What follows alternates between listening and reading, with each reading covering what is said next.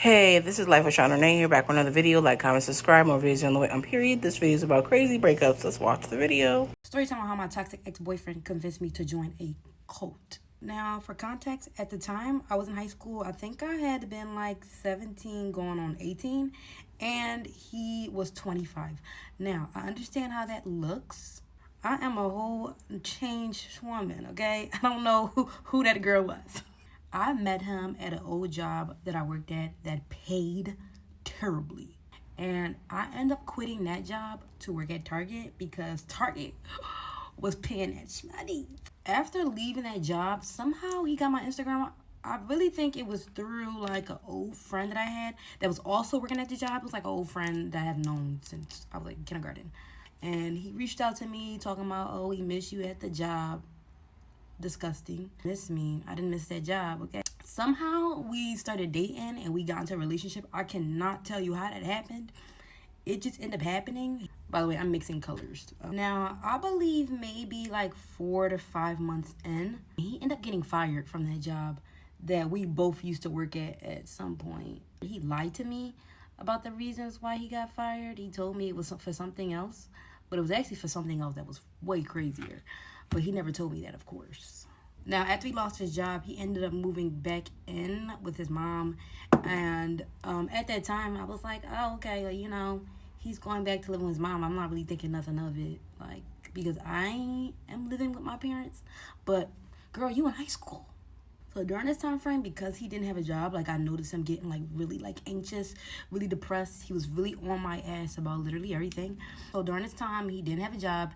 He wasn't working. And then a couple months later, I ended up finding out he had a son. But that's for a whole nother story time. But around this time, he was desperate for money. And he got connected with this one friend that brought him to this like networking event. And that's how he found the cult. He found the cult at a networking event.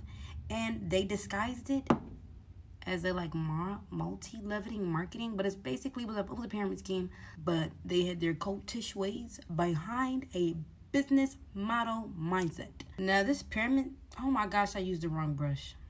Anyways, this pyramid scheme, they had a product, and their product, I don't want to get into much detail about what businesses was, but just know that their product was not really selling, and that they really made their money through like recruiting people and selling a dream lifestyle. Like, you can live this life if you just like join. Now at the time, I didn't know what a cult was. I didn't know what a pyramid scheme was. I was too busy working and going to school, and I was also working on my YouTube channel.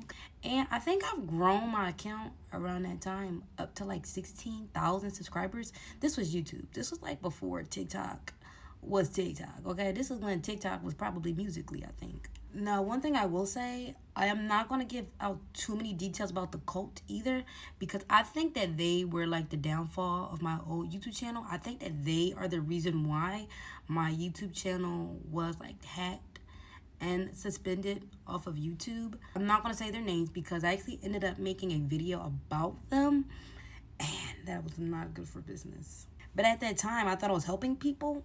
I mean, I was helping people from joining the cult, but like, I think that they, like, after I made that video, like, my channel was finito. My old YouTube channel, which is gone now. But I have a new YouTube channel. It's still up there. In the video I posted about them, there was hundreds of people saying, thank you so much for making this video. I helped so many people from being joined into this cult. Before I'm over here skipping stories. I forgot to tell y'all even how I even joined the cult. Let me rewind back. Now, during this cult, they would have classes or like Zoom calls or phone calls on how to recruit people. And, you know, now looking back in those classes, they were essentially showing people and teaching people how to manipulate others to join.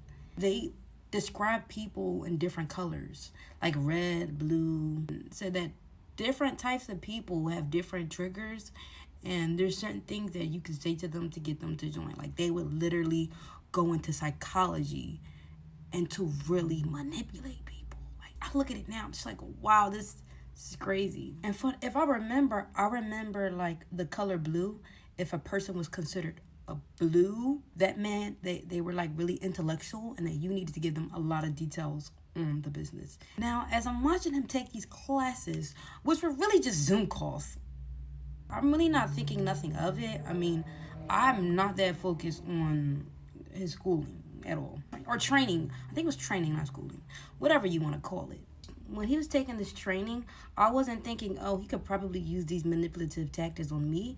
That wasn't like, I didn't even know what the word manipulation even meant at the time. After a month of him being in the cult, he said he made $20,000 within a month of being in it. Me, I'm like very impressionable at this time. And I'm like, wow. Because like, why would he lie to me about making 20 bands in a month? Like, why would he lie about that? Like, come on now. He said he made 20 bands, so he made... Me now know that this man did not make 20 bands. But that was a form of their manipulative tactics that I learned after being in it. That you essentially have to lie about your income to people so they can join, thinking they're going to make that type of money too. So in my head, I'm thinking, oh my gosh, I'm trying to get 20 bands. Cause what? 20 bands is like a millionaire to a freaking teenager. You know what I'm saying? Like, that's a lot of money. At that time, that was a lot of money. Like, $20,000 in a month was a lot of money back in like 2018. The tactics that he learned in the manipulation courses, he used them on me, and he also used it on my family because my family also joined too. I felt bad because a lot of my family ended up like losing out on money at the time joining this cult. Now with this cult, once you join, literally every day, there was like Zoom calls, multiple calls every day about how to get more people to join the cult. But also when you recruit people, you make residual income based upon like the people being underneath you. Like the more people you have, the more money you made. There was like tiers of like, and me joining at that time, like I said, I had like 16,000 subscribers at the time.